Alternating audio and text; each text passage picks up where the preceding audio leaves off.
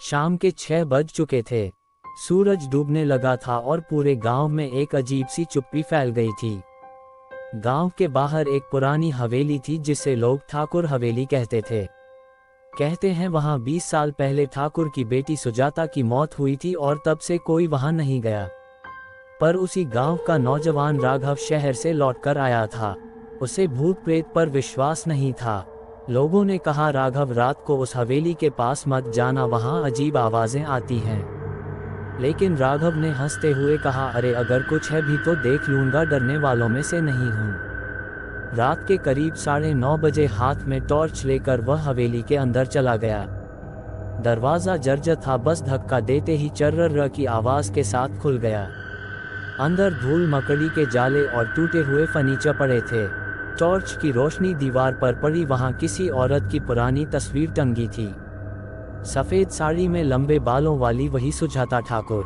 राघव मुस्कुराया, भूत भी होंगे तो अब दोस्ती कर लेंगे। पर तभी अचानक टॉर्च झिलमिलाई और बुझ गई। पूरा कमरा अंधेरे में डूब गया। बाहर हवा का तेज झोंका चला, दरवाजा अपने आप बंद हो गया। और तभी पीछे से एक धीमी आवाज आई, तुम यहाँ क्यों आए हो?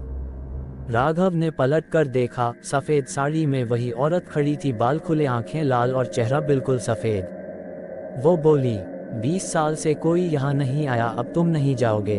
राघव ने चिल्लाना चाहा पर आवाज गले में ही रुक गई। उसके पैरों के नीचे जमीन ठंडी होने लगी, जैसे कोई उसे नीचे खींच रहा हो। फर्श पर दरार पड़ी और उसमें से धुएं जैसा कुछ निकलने लगा।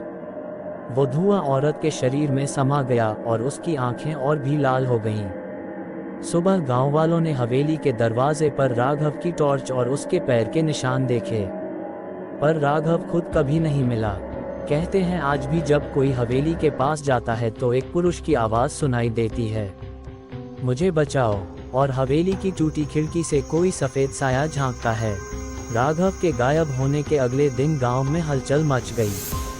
गांव के कुछ लोग पंडित जगदीश, इंस्पेक्टर मोहन और राघव का दोस्त सुमित हवेली की तरफ गए। हवेली के दरवाजे पर वही टॉर्च और राघव की जली हुई शर्ट का एक टुकड़ा पड़ा था। पंडित जी बोले, मैंने कहा था ये हवेली शापित है, यहाँ ठाकुर की बेटी की आत्मा भटकती है। सुमित ने गुस्से में कहा, भूत प्रेत कुछ नहीं होते, मुझे मेरा दोस्त चाहिए।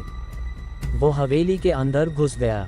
अंदर वही सन्नाटा और दीवारों पर पुरानी तस्वीरें। पर इस बार एक तस्वीर टूटी हुई थी और उस फोटो में सुजाता ठाकुर के बगल में राघव खड़ा था।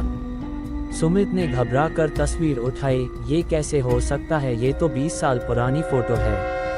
अचानक कमरे में घंटियों की आवाज गूंजने लगी, मंदिर की घंटियों जैसी, पर वो हवेली में कोई मंदिर नहीं था। इंस्पेक्टर मोहन टॉर्च लेकर आगे बढ़े। सीढ़ियों के नीचे एक पुराना दरवाजा था, जंग लगा लेकिन भीतर से किसी ने खरोंच लगाई हुई थी। खून के निशान अब भी ताजे लग रहे थे। उन्होंने दरवाजा खोला, अंदर अंधेरा और सड़ी हुई गंध। फर्श पर पुराने खिलौने, चूड़ियां और एक फटी हुई सफेद साड़ी पड़ी थी। सुमित ने देखा, साड़ी पर लिखा था सुजाता। पंडित जी ने मंत्र पढ़ना शुरू किया, पर तभी हवा का झोंका आया और लालटेन बुझ गई। चारों ओर अंधेरा। किसी ने सुमित के कंधे पर हाथ रखा। वो पलटा, पर पीछे कोई नहीं था। फिर वो आवाज आई, वही जो राघव ने सुनी थी, अब तुम भी यहीं रहो। दीवारों पर परछाइयां नाचने लगीं। हर परछाई में किसी का चेहरा दिखाई देता, राघव, ठाकुर और वो औरत सुजाता। सुमित ने चिल्लाया, तुम चाहती क्या हो? आवाज गूंजी, न्याय, मुझे जिंदा जला दिया गया था ठाकुर ने, अब उसकी वंश रेखा को खत्म करना है। इंस्पेक्टर मोहन बोले, राघव तो ठाकुर का वंशज नहीं है। औरत हंस पड़ी, पर उसके खून में वही पाप है। उसका दादा ठाकुर का नौकर था, जिसने मुझे आग में धकेला था। अब सब कुछ हिलने लगा।